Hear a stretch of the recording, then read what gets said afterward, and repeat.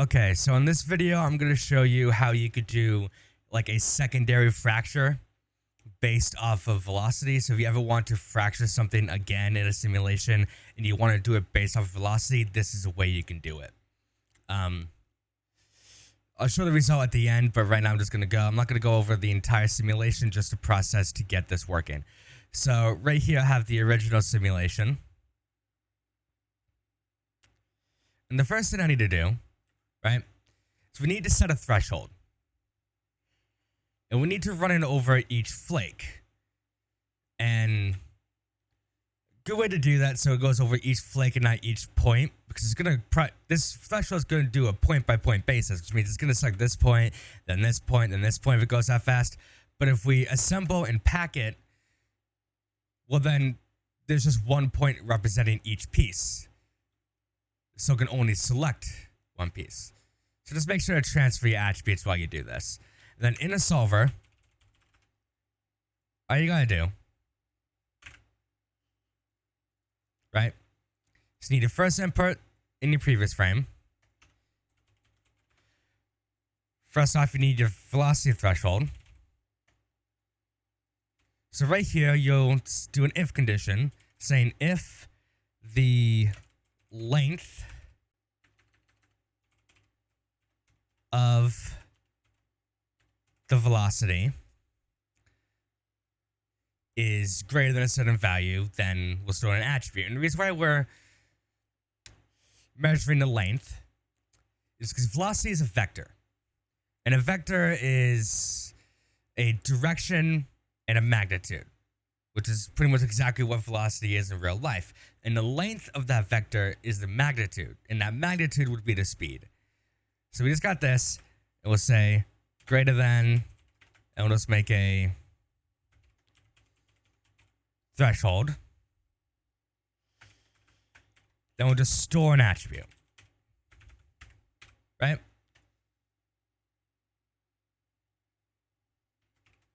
Forgot a bracket there. All right. Now this is pretty good. But if we set this value to what I ended up saying is 1.75, we set it there. It's not taking account that if the velocity goes low again. So if it exceeds this threshold, but then it doesn't anymore, well, then this is going to leave the attribute. And we don't want it to do that. We need it to stay. And that's why we're doing this in the solver, because what we can do keep val. All we need to do is to say that this fast attribute is equal to the maximum of itself between itself on the previous frame. So we'll do a point function for that, which will fetch a point attribute from a geometry. We'll do 1 because that's the second convex geometry, 0, 1, 2, 3. And that's in the previous frame. Now we need to tell what attribute to fetch. So we'll do fast. And then we'll just do it on every point. So pt num. And it's a semicolon, not a colon. Why is that?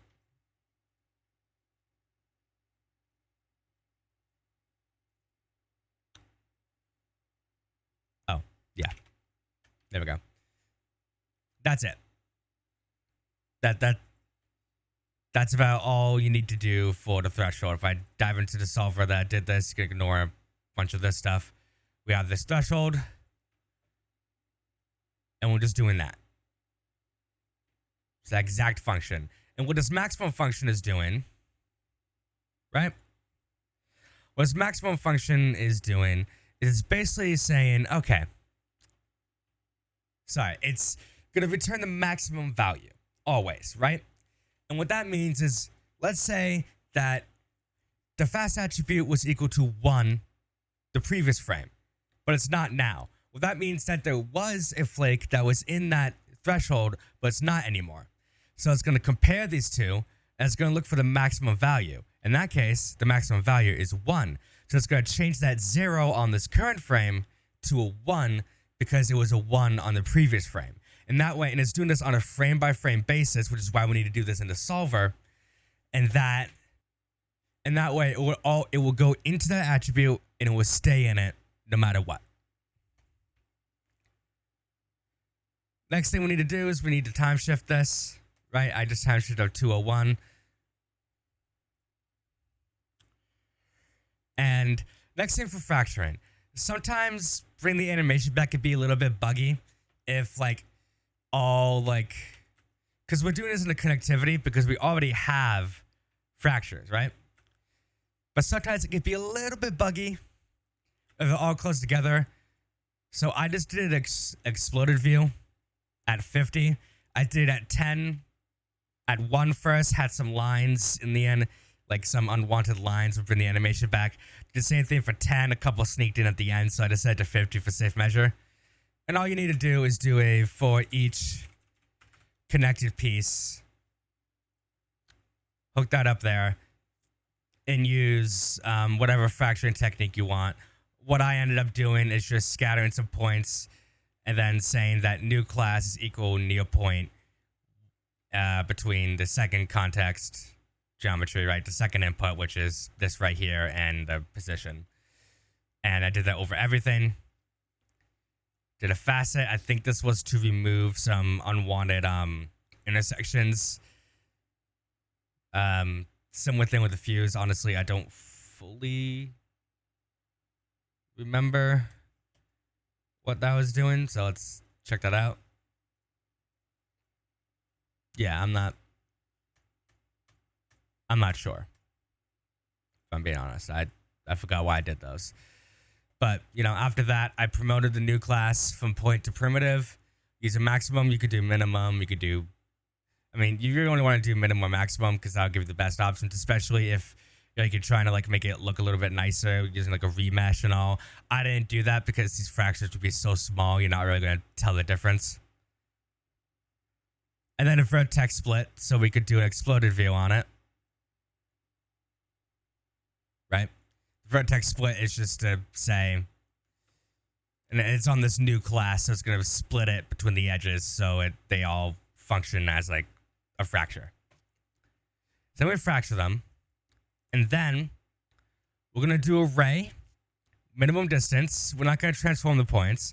I'm going to ray that between the fracture geometry. So we're raying it onto itself.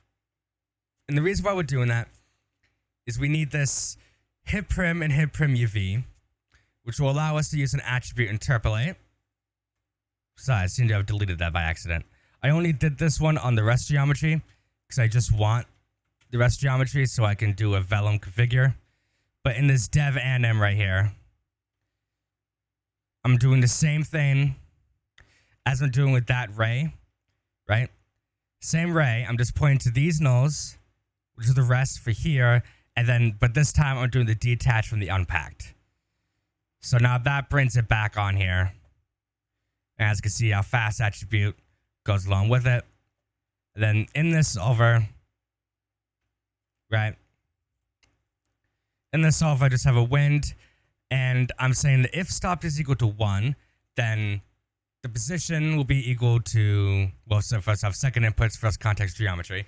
So it will be equal to the, basically the position coming in, and same thing with the velocity and the fast.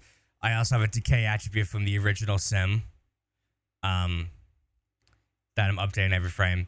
And then I'm saying that if stopped is equal to 0, sim age plus equals 1 to get some, you know, age that I might want to use later, right? And this is going to update everything. So it's going to make it follow the animation, keep the velocity it had in the beginning, and it's going to update the fast attribute until we tell it to be stopped, which will activate the vellum solver for those pieces and it'll allow them to move the simulation.